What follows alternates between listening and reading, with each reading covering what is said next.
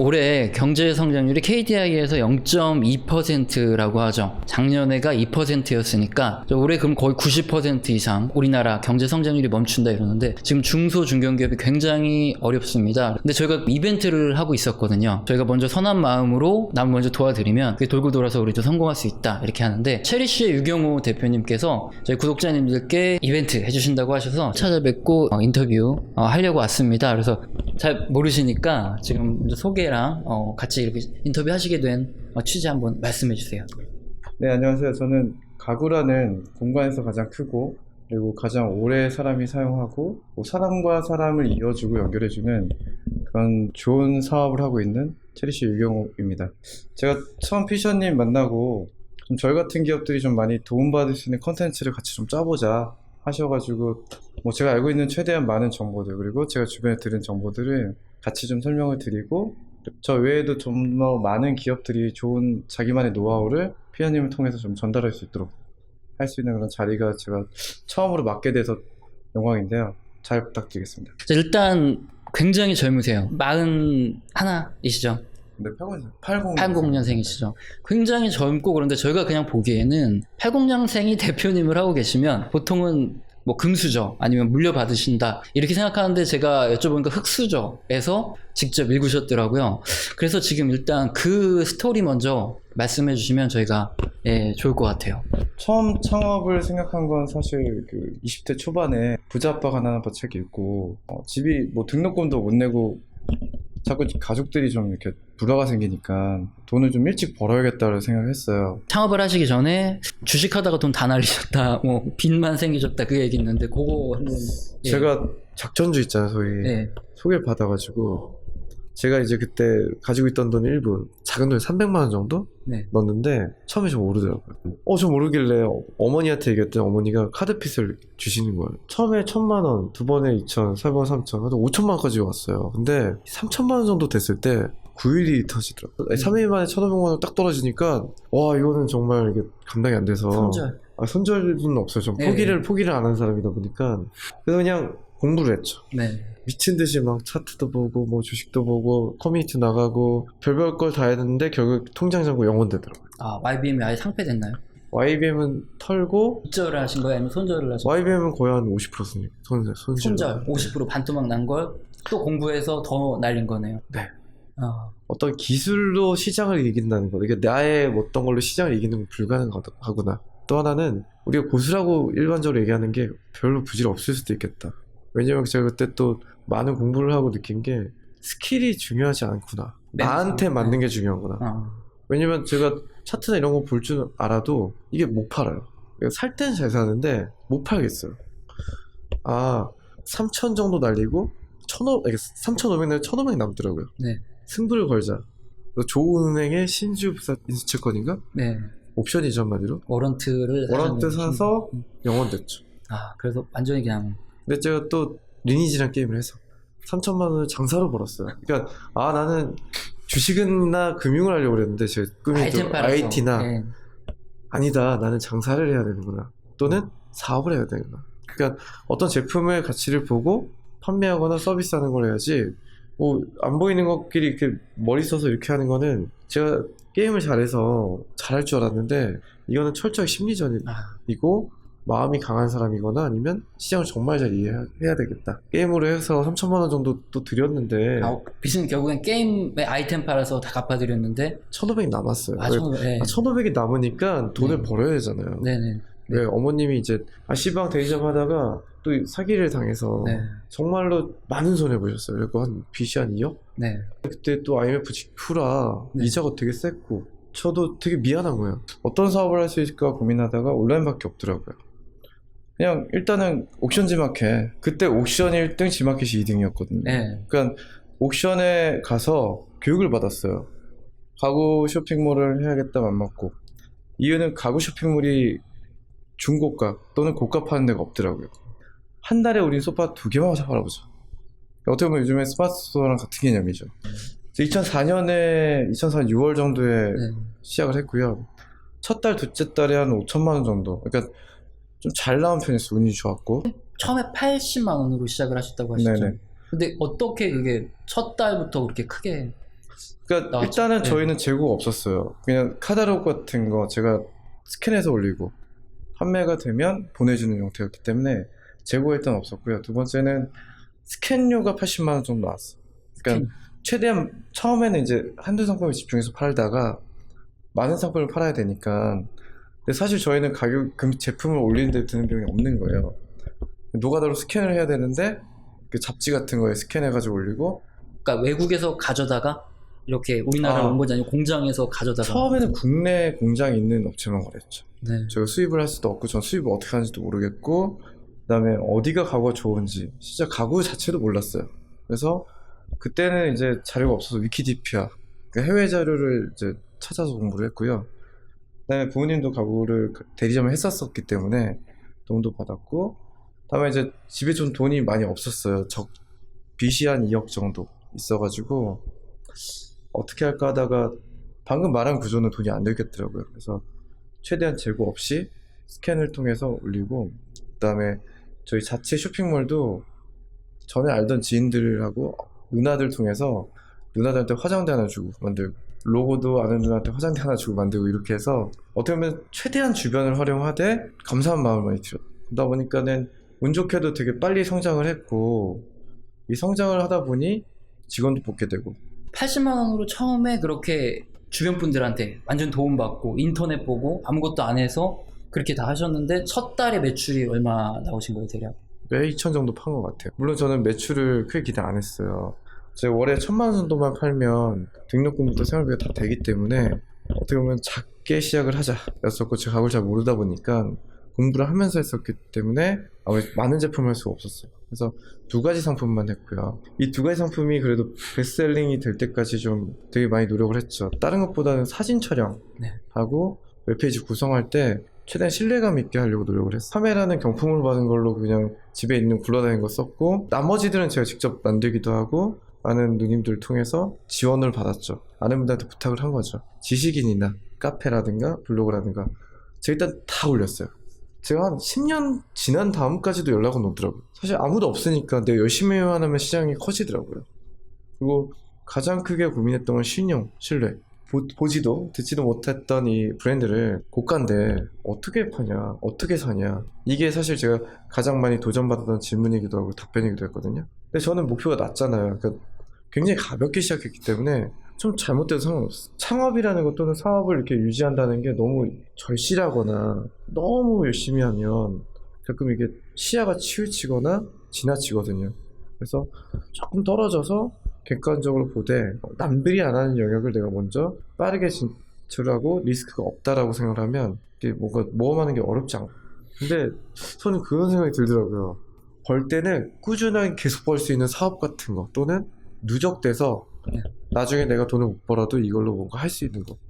왜냐면 사업이 어떻게 보면은 오히려 리스크가 없다라고 봅니다. 그러니까 보통 일반적으로 보면은 주식은 하면서 사업을 안 해요.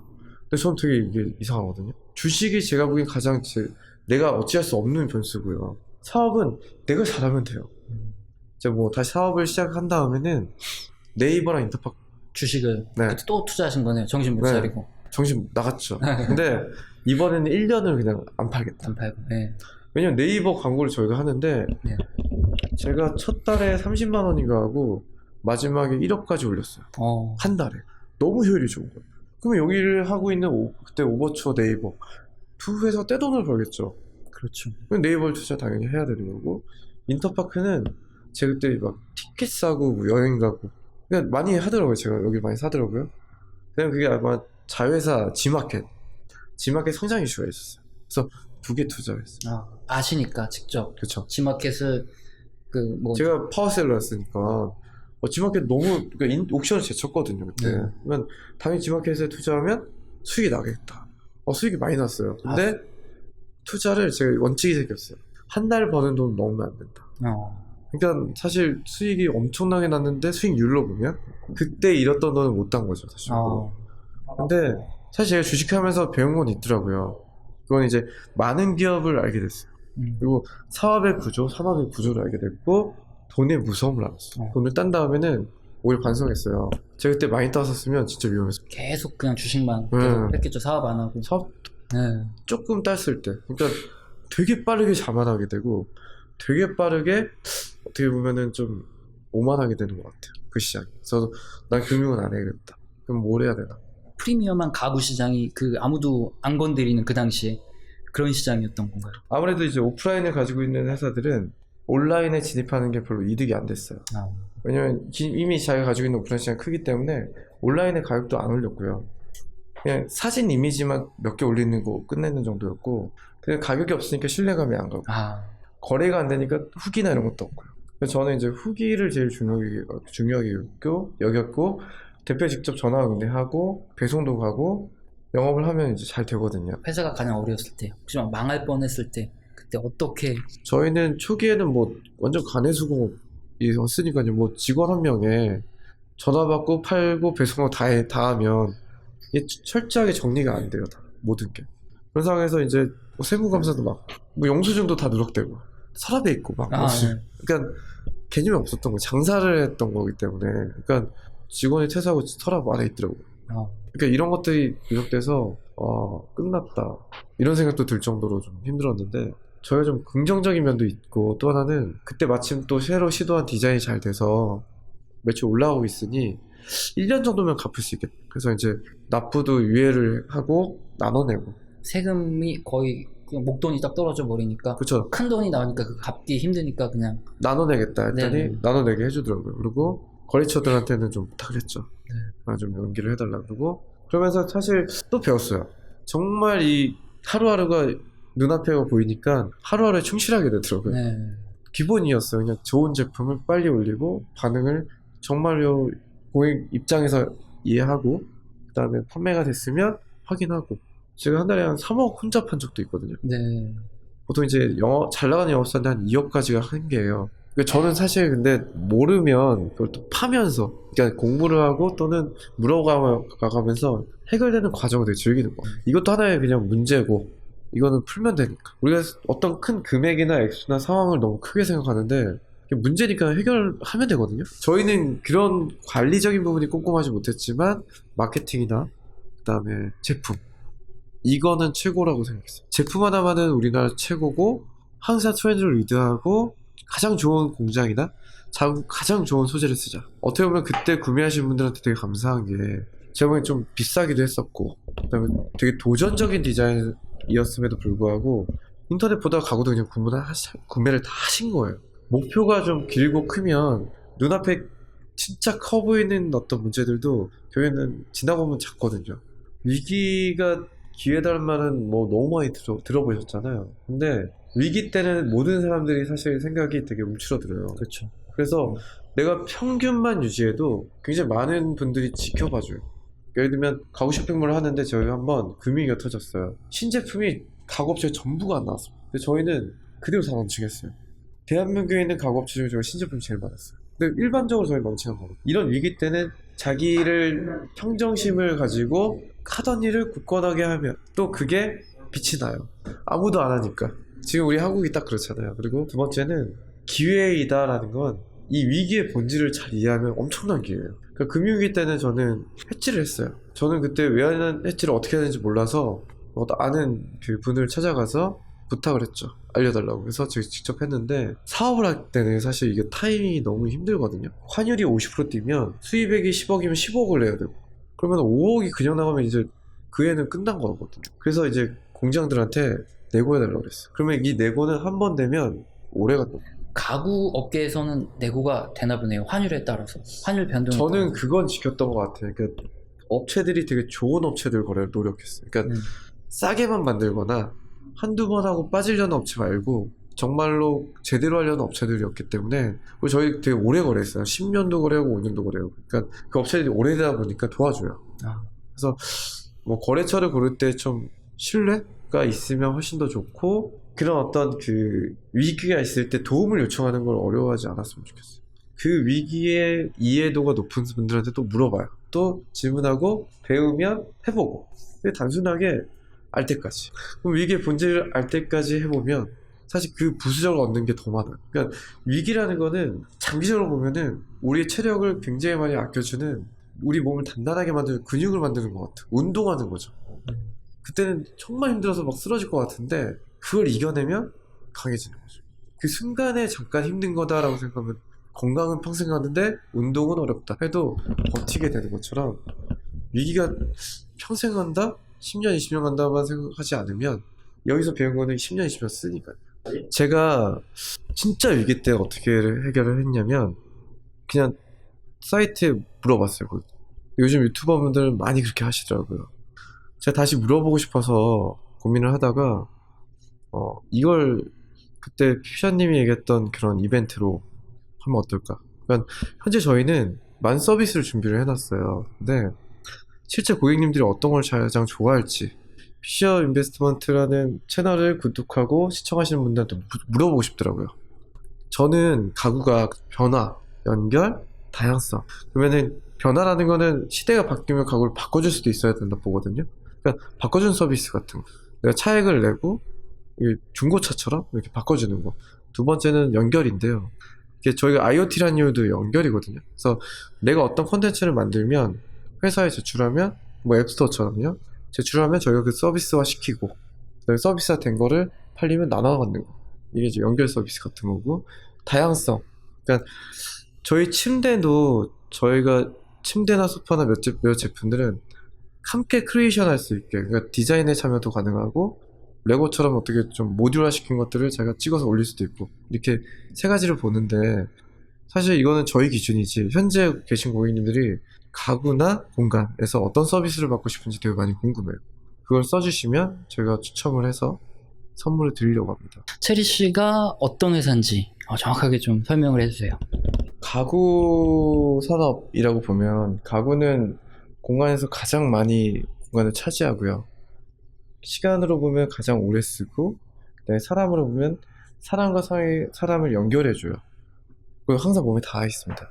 그래서 굉장히 중요함에도 불구하고 기술도 안 들어가 있고 그 다음에 금융도 안 들어가 있고 그러니까 최근에는 좋은 것들이 디자인 예술 같이 하나도 안 들어가 있어요. 그러니까 좋은 디자인을 넣어도 여기에는 기술이 들어가면 저는 공간이 더 풍성해지고 그 다음에 나답고 이걸 통해서 사람도 더 좋아질 거라 믿는데 가구 업종들이 좀 그런 거에 대해서는 좀 많이 노력 안 한 것 같아요. 가구 자체는 공간이 제일 크고요.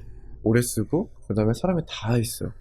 그러면 여기 기술을 내면 미래에 엄청난 일들이 일어나요. 그러니까 제가 침대를 통해서 이번에 움직이는 침대지만 음성을 통해서 인식시키고 이 다음 단계는 내가 명령 내리지 않아도 알아서 움직이고 나를 보호해주거나 나한테 많은 정보들을 줄 거예요. 이런 식으로 5G 시대가 열리면 저 침대는 하나의 살아 움직이는 뭐 로봇 같은 그런 개념이 될 거라 저는 믿고요. 가구는 사람한테 친숙하기 때문에 저는 동반자 같은 개념이나 친구 같은 개념도 가능하다 봅니다. 그래도 가구가 지닌 이미지가 가전하고 다른 건 익숙하고 거부감이 없고 그래서 미래 시대를 이끄는 게 로봇이 아니라 가구가 될 수 있지 않을까라는 어떤 엉뚱한 상상도 해봅니다. 그래서 가구가 저는 생각의 제한이 없는 그런 하나의 생활을 도와주는 하나의 뭐 사람이 됐으면 좋겠어요. 미래에 가장 가까운 가구 체리씨입니다. 미래에 가장 가까운 가구 처음에는 저희는 기술인 줄 알았어요. 그래서 뭐 4차 산업혁명 같은 기술을 넣어서 가구를 만들자였는데 지금 저희가 지향하는 미래에 가장 가까운 가구는 미래의 고객들한테도 그 이상의 현재 받는 서비스 이상의 서비스를 제공할 수 있는 가구. 그래서 미래에 있는 고객들을 위해서 우리가 열심히 상상하고 열심히 준비해서 같이 성장하는 그렇게 좀 준비를 하고 있습니다. 그래서 뭐 어떤 제품이 잘 팔린다 보다는 이 제품이 앞으로 이런 고객들한테 이런 혜택을 주고 우리가 같이 수면을 잘하게 해준다든가 공부를 잘하게 해준다든가 이 공간에서 대화가 잘 되게 하는 그런 중요한 역할을 하는 가구가 되었으면 좋겠어요. 네, 이상입니다.